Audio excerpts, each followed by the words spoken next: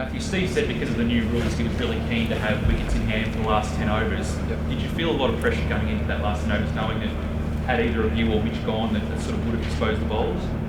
Yeah, I certainly did when I ran Watto out. I felt the pressure for sure. So, yeah, I knew that we had to get it as deep as we could. Obviously, Mitch Marsh is a terrific hitter at the end, so I was just concentrating on trying to build a partnership with him, hit the gaps and run as hard as we could. It's a pretty big ground, plays a little bit like the MCG, so I knew that I just had to hit the ball in the gaps and run as hard as I could, and hopefully Mitch was going to be there at the end to clear the boundary. So, lucky enough, we were both there. There wasn't a lot of sixes hit, but we built a nice partnership together. Matt, you mentioned the run out of Watto. Feels like he's had a tough summer luck-wise, but that's something that turned around with his bowling. He's got 2 crucial wickets. Yeah, I'm glad he got some wickets. He's been working really hard, obviously, in the nets and around the team. He's been terrific, so that's all he can do. Getting run out's not going to help, so only upside here for Watto. Hopefully, he bowled really well tonight, and I think that you'll see him play really nicely in this one-day tour. I know you only arrived during the Oval, but did you get a sense in the aftermath about how much of a relief it was for the guys that have been here for the whole time and hadn't amongst its balls? Yeah, absolutely. Yeah, it's nice to win. So to get around the team after an Ashes defeat, it's pretty important that the new players coming into that squad really push the tempo up and try to push training up as hard as we could, because it's a long summer when you're here for the whole time, and they had the West Indies before that. So it's nice to win for sure, especially in a 5-game series, and it's really back to back all the games. So to get a win in the first game is really important for us, and hopefully we can take the momentum down to London and keep winning. Matt, do you see this as a pretty significant innings for you, given Brad Haddon's now retired from both forms of the game, and you've got this chance in the one-day team to start with anyway to re-establish yourself?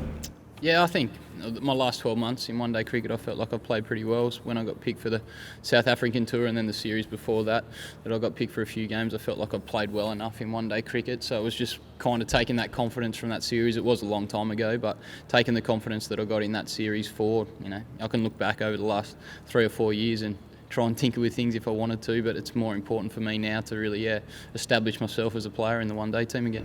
Has it been a tough couple of years for you?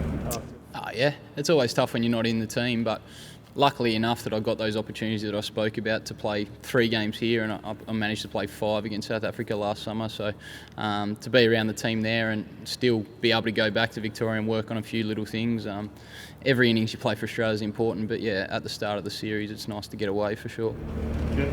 Matt, when you've got a run out like that early, before you score, how do you put that out in your head and then go on and carry the team home like you did?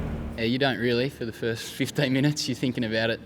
I was disappointed. I thought there was a run there, obviously, and there was not a run there. So I was disappointed, but the only thing I really could do then was try and hang around and contribute to the score that we're going to put on the board, and I was lucky enough to do that. It'd be worse if I did get a globe and I'd run Watto out as well. That would have been horrible. So I was lucky enough to hang around. Yeah. Does it feel a little bit worse when the guy's been under pressure? He's had a pretty tough summer. Yeah, no doubt. Yeah, I feel for Watto for sure. I feel bad about it, definitely.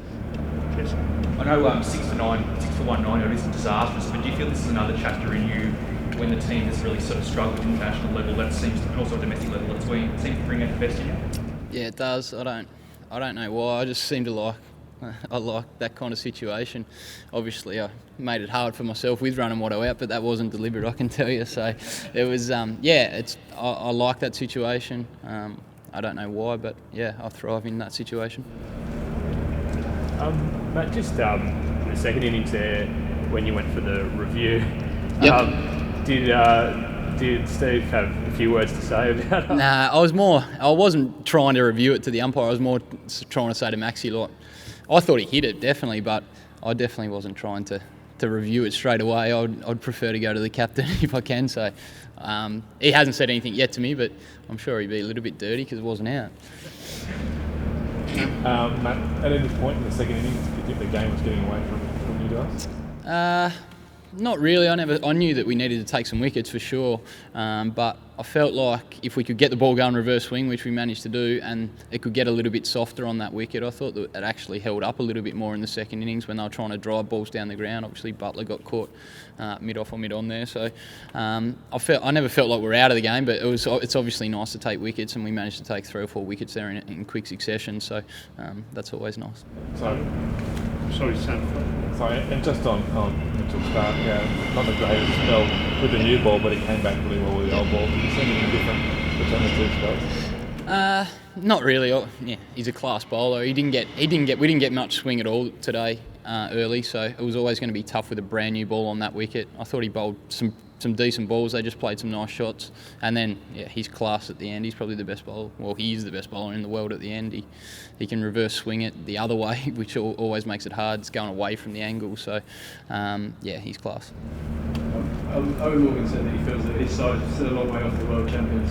But what have you made of England in that performance? What's that told you about the series ahead that you've got? So? Yeah, it's definitely a new team that I've played against. That's the first time I've played against them for a while, so it's a different team. They're blooding some younger players through too as well. It's a completely different bowling lineup that I've probably ever faced, but we've got a pretty different team as well from the World Cup, so we can't really just rely on being World Cup champions. Obviously, it's great to have that stigma about you, but we're going to go out there and play well every game against them to beat them for sure.